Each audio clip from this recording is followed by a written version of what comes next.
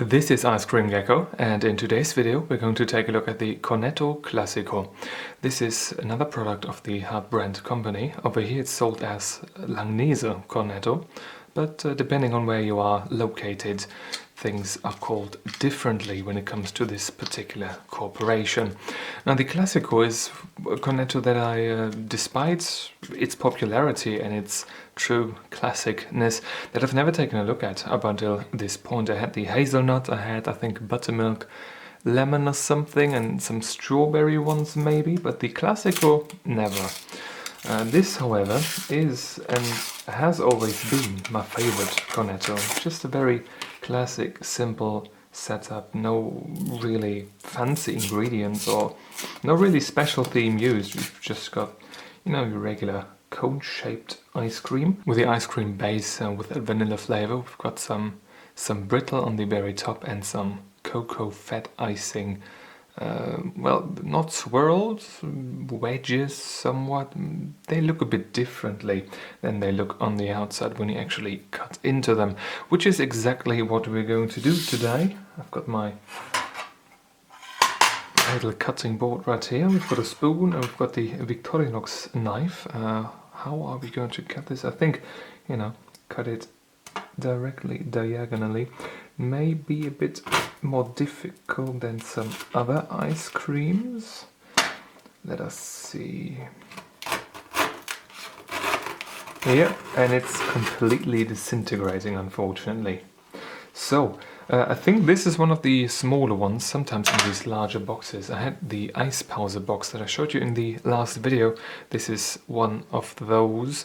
And we can see right here that the cone itself is properly filled with the ice cream all by itself, up from the very top to the very bottom, with that little cocoa fat icing tip on the very bottom, so that nothing drips out when you break off the cone here just a little bit.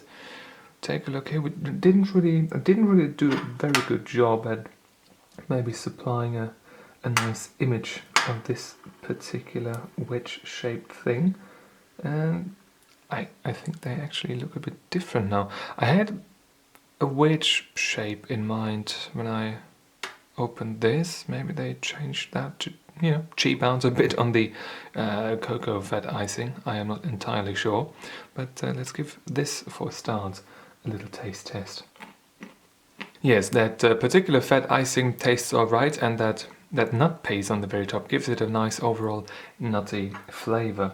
Let's take a look at the ice cream all by itself. This is of course a bit unusual. You normally do not eat it like this, but for the sake of this video we're going to do it like this. The ice cream all by itself tastes nice and sweet, maybe just a little bit too sweet for my liking. Overall quite decent though. I'm actually not entirely sure if there is vanilla flavor in here. I've said this a couple of times previously in videos, even months ago. These vanilla flavors in these ice creams, everything nowadays has got some kind of vanilla flavor to it. So I find it pretty hard to actually tell if something tastes of vanilla or not. Because when you only have something that hasn't got any of that in there, it just tastes a bit like yogurt almost, frozen yogurt. It's really weird. Maybe it's not the vanilla's fault, maybe it's that artificial vanilla flavoring that's at fault right there, but it's a bit of a shame that vanilla ice cream all by itself is just bland and tastes neutral. It doesn't really taste like anything else, just neutral ice cream. A little look at the packaging of this particular thing has educated me, and yeah, it is ice cream with vanilla flavor. Something that I expected, but you know, I can't really tell nowadays. And those hazelnut pieces up there, yeah, I think I wrongly assumed that they were called brittle, but maybe it is brittle. Maybe it's not called hazelnut piece or something. I am not entirely sure. Anyway, I'm going to finish this particular thing off. Oh well, no, the most important thing we should do on camera: break off the very tip of the thing. Looks nice. Let's see how this is. Yes, it really tastes like a prime piece of that cocoa containing fat icing. But now I think I'm ready to consume this entirely and give you my verdict in just a second. The consumption process is now complete, and we're ready to take a look at what kind of points this particular ice cream has racked up on our rating sheet. Now, the first impression was quite decent. It looked alright. The waffle itself, felt good in the hand. Everything looked properly done. It was a bit small. That was a bit surprising and a bit unfortunate, but overall it made a very decent first impression. Nothing to complain about. The color really, everything that really is on here you cannot see from the outside, apart from that little chocolate tip at the very bottom, but that is seemingly just the same as the fat cocoa icing on the very top. So nothing really mysterious about that either. Something that actually surprised me was that it was filled with ice cream to the very tip of that particular cone. I think they did not used to do that, or maybe the cones were larger and they didn't do that because of that. Maybe they...